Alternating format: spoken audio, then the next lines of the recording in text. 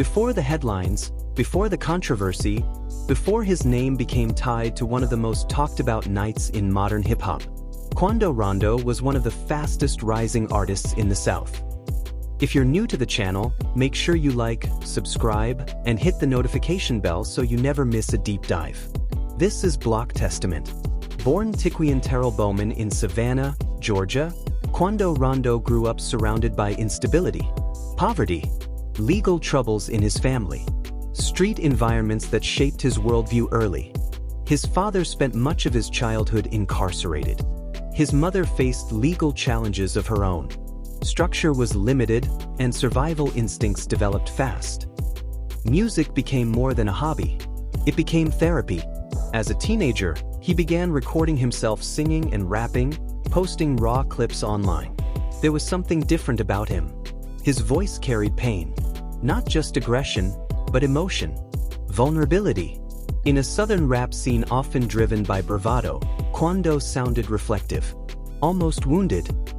That vulnerability started gaining attention. His breakthrough came when he connected with YoungBoy Never Broke Again. At the time, YoungBoy was one of the most streamed artists in the country, known for his intense delivery and fiercely loyal fanbase. Bringing Quando into the Never Broke Again collective gave him instant visibility. And the cosign mattered. In 2018, Quando dropped I Remember featuring Lil Baby. The song exploded online. Millions of views, emotional hooks, street storytelling blended with melody. Then came tracks like Motivation and ABG. The momentum was real. Industry eyes were watching. Tour opportunities followed. Collaborations expanded. His name started circulating far beyond Savannah. For a moment, it felt clear, he was next up.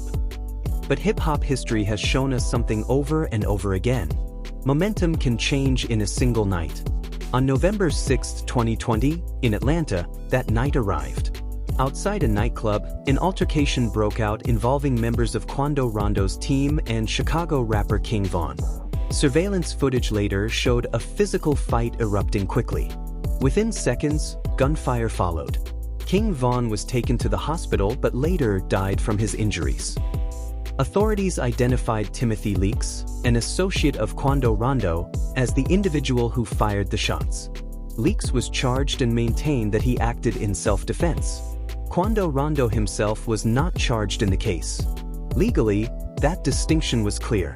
Publicly, it wasn't. News of King Von's death spread instantly. Social media exploded. Von had a massive fan base. Tributes poured in.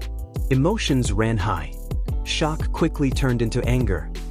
Because the confrontation involved Quando's camp, many online narratives simplified the situation. In comment sections and viral posts, blame was assigned rapidly.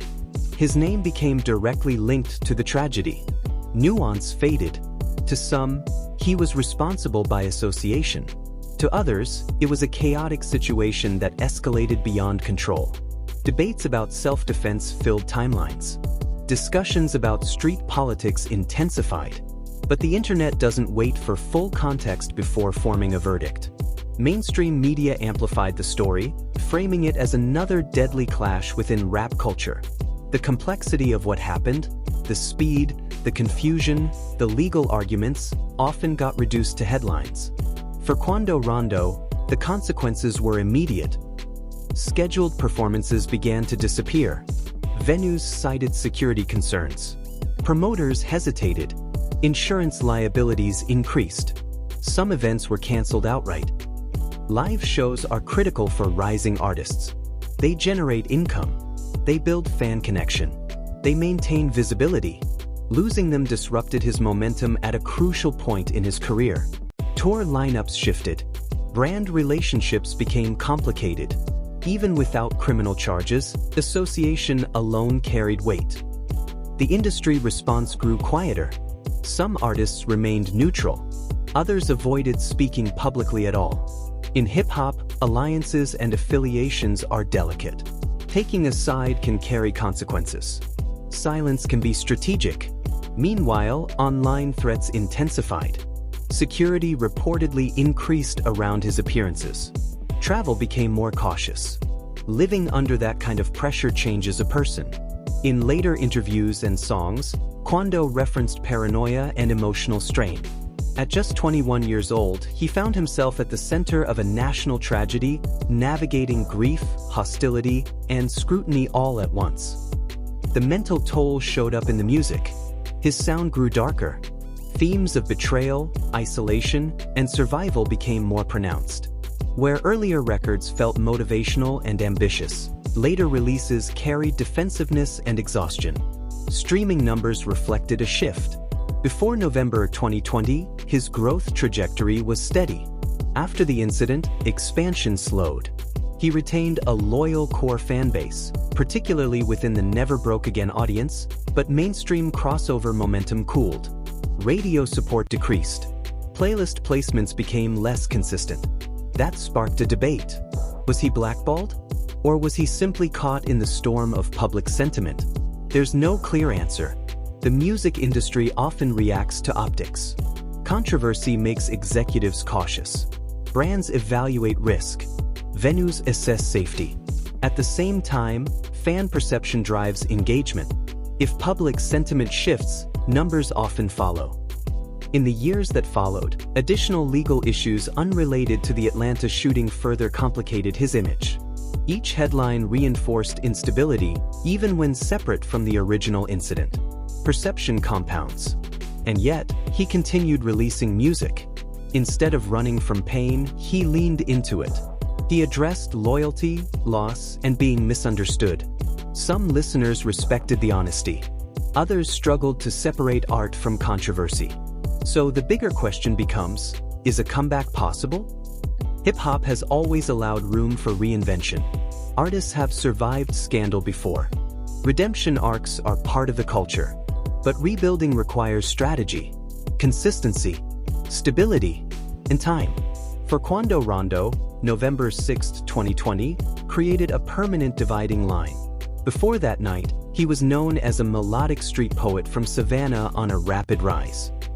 After that night, his name became permanently linked to the death of King Von. His bookings changed. His public image changed. His career trajectory shifted. And his personal reality transformed.